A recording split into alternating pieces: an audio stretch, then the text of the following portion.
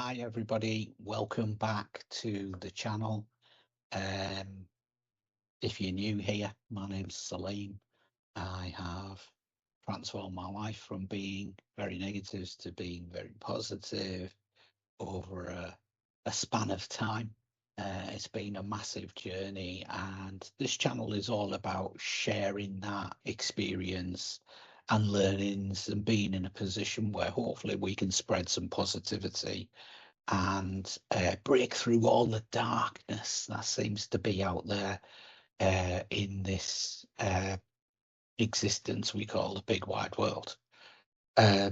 Lots of interesting things have happened to me over that particular span of time. Lots of traumatic events, lots of good events, lots of positive things, lots of learnings. All of those things we leverage as lived experience to share with you so that there might be some benefit in it. And it's the 8th of August, speaking to you from Manchester, the UK. It's a nice sunny day, just come back from the gym, just had an additional 8k walk on top of that gym hit, feeling nice, getting ready to have some breakfast after this recording. So got all of that nice stuff to look forward to. But what I wanted to do was just jump on and continue the dialogue about mindset, because I'm a firm believer that social mobility is all about breaking free of the conditioned mindset that the establishment or the system, call it whatever you want to do, wants you to think, act, and behave and live your life in a certain way, and be pigeonholed and to be limited and to be negative and to be, all of the things that they want you to be predictable, right? And there is a certain element out there that wants to shape your lifestyle and wants to shape your thinking and wants to shape your experience and wants to make sure you don't live in the present, that you remain in the past, you remain in a fixed state so that there is no progression. This channel's all about trying to break out of that. And it's not an easy thing to do, right? It is rough and it is challenging and it is an emotional roller coaster and it is a lonely affair. Because if you want to genuinely transform and genuinely be on a positive and progressive pathway, it's going to be painful. And that particular path is thorny. It's not nicely tarmacked. It's not straight. It's not constantly level. There's a lot of uphill, downhill. There's a lots of turns to the left, to the right. There's lots of crossroads where you have to make decisions. And you need to have confidence that as long as you're going forward and as long as you have in your mind something positive and something that is built on a foundation of good. So if you're a nutter that is,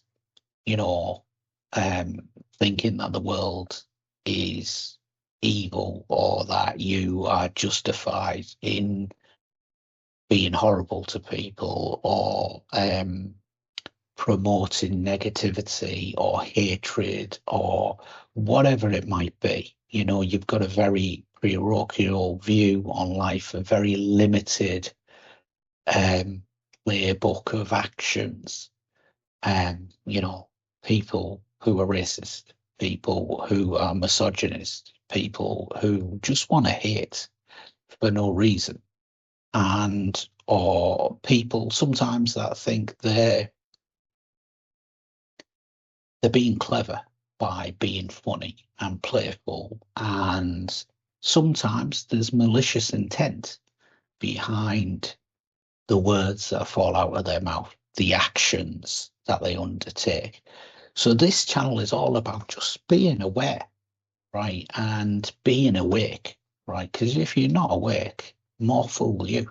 And I don't mean like as in I've just rolled out of bed and I'm awake and I'm going to do X, Y, and Z. I'm on about a real spiritual, a real physical, a real emotional awakening, so that you are in a position to progress and take your own personal journey, your own pathway to success.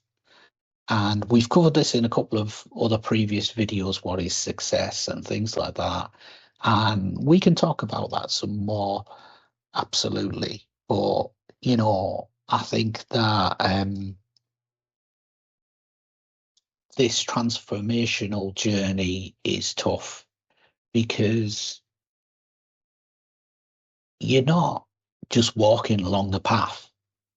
You're actually walking along the path with, certainly at the beginning, and certainly for a lot of people on this road, and certainly I had this experience for a long time, you're on this path or this road or this track, call it whatever you want, whatever analogy you want to use, but you're on it with a big heavy rucksack, and it's filled to the brim with emotions, with experience, with limitations, and all of those things.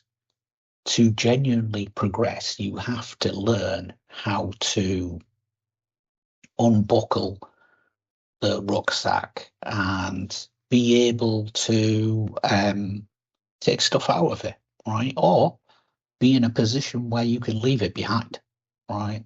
Which might be something that might take some time. And that's why I'm using the analogy of unpacking it, because all the emotional baggage of the historical you, whatever that might have been, you know, whether you were somebody that was really bad, really evil, really twisted, really, you know, with a completely opposite view to life, or whether you're somebody that's just, you know, been on the fringes of that. Everybody, it's subjective, right? Obviously, somebody that's a murderer and you know, somebody that is at that level of the spectrum, is at that end of the spectrum, and that level of weight that they are carrying in terms of the change, the transformation that they need to go through to then be in a position where they're on a pathway to good, is very different to somebody that obviously might have watched a bit of porn, might have been for a few nights out, might have been, you know, a bit of a womanizer, a bit of a boozer or whatever. I'm not saying for a moment those things are good, right? Because they're not, right? But it is a different level and a different starting position than somebody that might have had that more traumatic start where, you know, they've ended somebody's existence or they have done something really massively deep and evil, you know, whether it's raping somebody, whether it is, you know, kidnapping somebody, whether it is, you know, supporting or facilitating a genocide or something along those lines. Evil, right? What I'm saying is, even those types of humans are capable of transformation. Even people that might seem limited in intellect, limited in emotion, limited in humanity, can change and can wake up and can smell the coffee or realize that what they've been up to historically is just an absolute waste of time. And you might know people like that in your own life. You might be somebody like that. And in fact, it's fair to say that history is littered with examples of that. Whether you are looking at, I don't know, historical figures, whether they're sporting figures, I don't know, whether they're icons, your Malcolm X's, your Muhammad Ali's, people like that, that were one type of person and transformed themselves into something much more iconic and much more positive and much more bigger than where they started. Or if you want to lean into, I don't know, biblical figures, Musa alayhi salam, you know, it, he he was a murderer that was able to transform with the grace of God and be able to become a prophet. Or if you look at Islamic examples, look at somebody like Umar radiallahu anhu or Khalid bin Walid. These were people that were enemies of Islam, but went on to become pillars, went on to become icons of the religion. And I suppose what I'm just trying to get across is that if people like that who were involved in whatever craziness they were involved in to then shift from one end of the spectrum to the other demonstrates that it's possible. And you don't have to be that iconic kind of, this is something that everyday normal people can do. And it starts with really shrugging off that emotional baggage and allowing your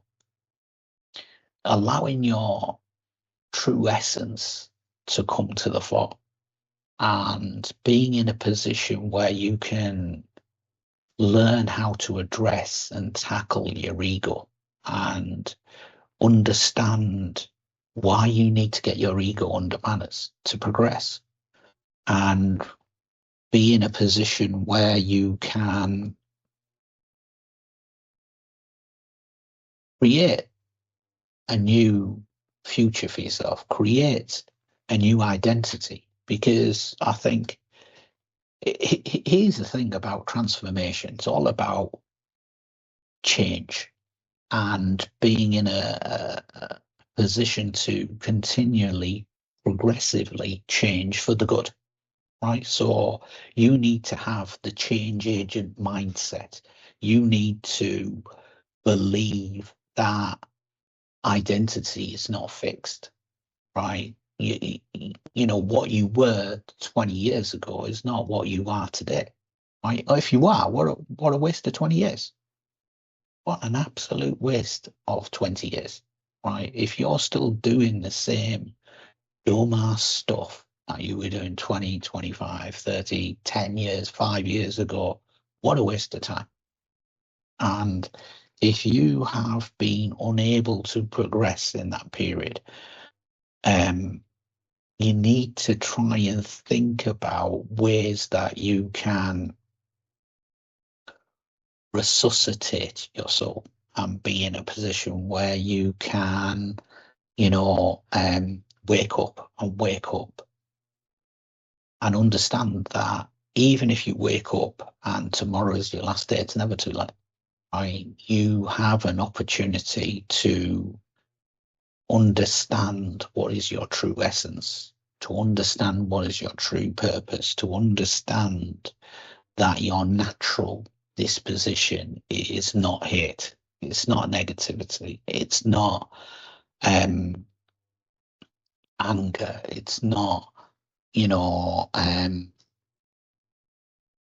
jealousy, it's not all of these things. The natural disposition of a human is love.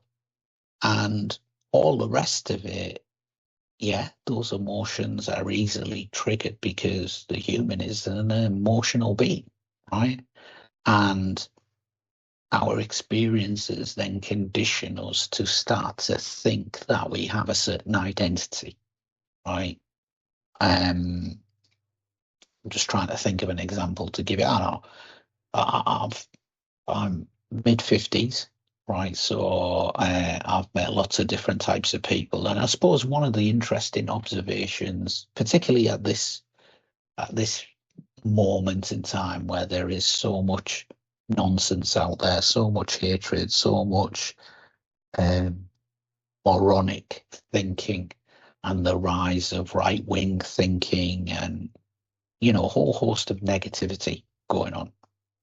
I think eh, upon reflection, when I think about the thousands and thousands and thousands of people that I've had interactions with in all of the different iterations of me, right?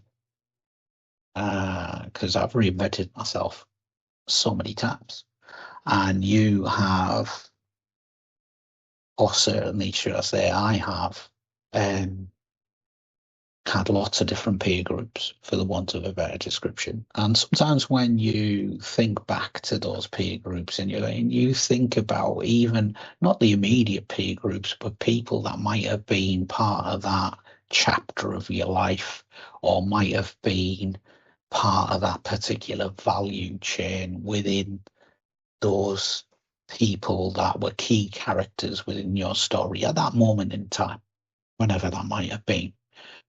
And the interesting thing for me is I've met lots of people that think that they're racist, or they think that there's something that they're not, right? You might, and this is an interesting observation, an interesting sociological observation for those that are interested. Be interested to hear your thoughts in the comments.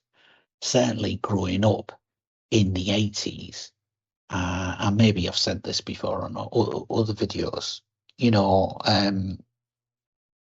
lots of your white friends might have said things to you that were highly offensive, but they thought they were being complimentary to you. Like, for example, oh, you're all right for a pee. Like, we don't need to mention that racist word, but, the depth of that comment is really interesting. And when you start to analyze what it means for the person that said it, what it means for the person that it was said to, what it says as a sociological observation of that moment in British society, mid 80s, where, the thinking of certainly a lot of white middle class people was that their identity was shaped by a certain perception, a perception and a wave of limitations that were given to them by the establishment, by the system, by whatever, however you want to define it, right? That this was, people were kind of pushed to think in this way. And what was the comment from a positive perspective? We can look at it in a negative perspective as well. But let's just look at the positive for a moment. This is somebody who has said a comment like that, and they've said it with an interesting intention. The intention is that they are surprised that they have something in common with you, because the way that their thinking has been shaped and the way that their mind has been conditioned, they were expecting something completely different. Like, they were expecting you to be from the moon and they're from Mars or the Earth, right? And actually, they've spent some time with you and realized that actually I've got an affinity with you and I've got a lot of things in common with you. And it's a form of release, that statement. particularly at that moment in time, because that was a very difficult period in terms of race relations, in terms of transformation of society and progression of society, because it did progress for a while, naturally, because humans are humans, right? They're going to realize that if you are all living together in a community and there's lots of different people, you'll realize actually, there's a lot of common denominators here. Apart from the fact that we are all humans and what made me made you, and you realize that the different cultures, the different people actually enhances your existence, enhances your experience positively, and shapes your thinking in a positive way. And certainly society went forward in that regard. Until we kind of got to the late 90s. And I think that, there was definitely a malicious attack just on global thinking, and particularly thinking here in the Western world, in terms of dominance must be maintained and control must be maintained. And, we need these negative and dark elements to control people. And, a prime example of that, and a big turning point, and a big catalyst for a backward step, because obviously over the last 20 years there has been a massive backward step, and there you could point to events like 9/11, right, where then people were conditioned, and certainly there's a lot of hangover of this and a lot of residue of this type of conditioning, where people masked what used to be straightforward racism, as in they didn't like you because you were brown, black, Chinese, whatever. As long as you weren't white, there was something. And even if you were white, then you were disliked because you're ginger, or you're Irish, or you're this, or you're that. There's always nonsense, right? But I think that society was progressing and communities were developing until 9/11. And I think events such as 9/11 were a catalyst for decline and a shift from that straightforward colour prejudice to then, the spiritual prejudice, then the kind of attack on Islam and the attack on anybody that wanted to base their existence from a spiritual base, right? And anybody that wanted to find a foundation of good was being pigeonholed and categorized in a certain way, right? And I suppose that's why the last 26 years since it's been like that, why in today's world you might not get people saying, "Oh, you're all right for a pee" anymore. You're getting people that are meeting you through work or fraternizing with you in different scenarios. They're actually now realizing, now that the mask, and maybe social media has been the catalyst for this, the mask of that kind of level of hate has been lifted, and a lot of people have woken up. A lot of people realize that their thinking was misguided. Their thinking was shaped by something negative, something that was unnatural. Are starting to realize actually there is commonality, there is benefits to this diversity, there is benefits to, being around people that are different, that think different, look different, act different, as long as you want to take the good that they bring to the table. Don't get me wrong. If you're black, brown, white, whatever, if you're a nutter, you're a nutter, right? So you get them in all shapes and sizes and lots of different flavors and colors and lots of variations, right? But that doesn't mean that they represent a whole society or anything like that. And I suppose this, coming back to what we started talking about, this dropping the emotional baggage, this is what we're starting to see at a societal level. People are beginning to wake up and to realize that, the way that we are being conditioned with negativity, with hate, with, evil, to kill people, to constantly want more.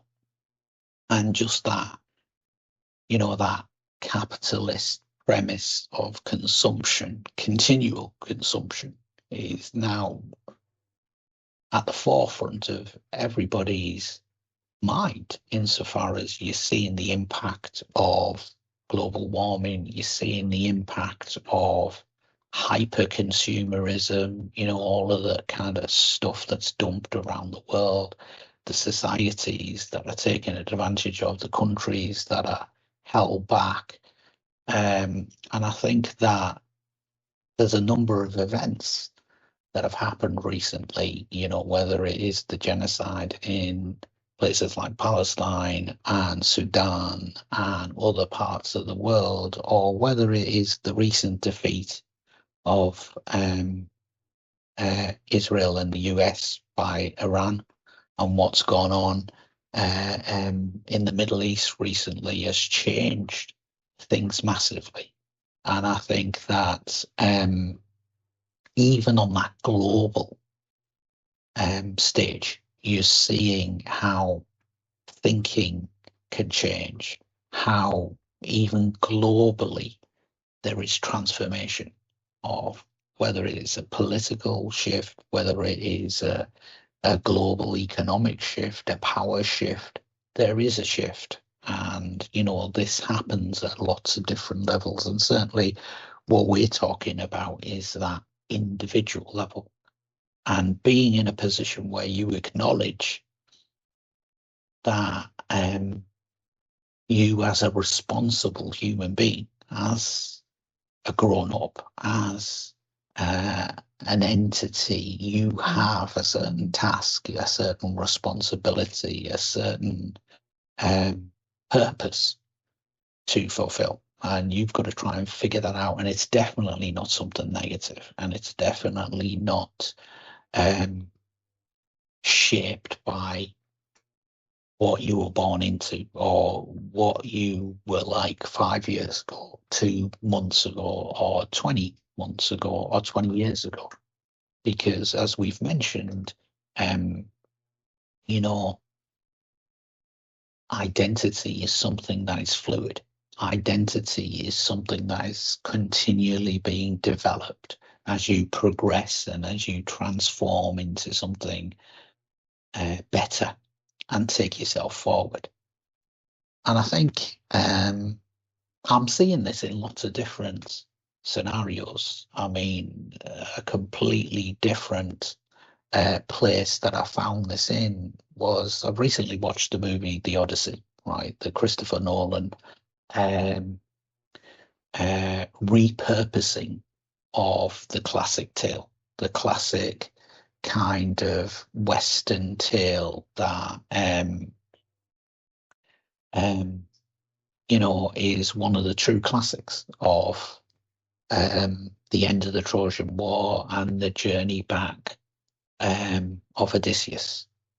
And watching that movie, I think really, and I've seen lots of different iterations and versions of that movie. I've even started reading the actual book itself. I didn't actually finish it, but it is a classic piece of work and an interesting piece of work.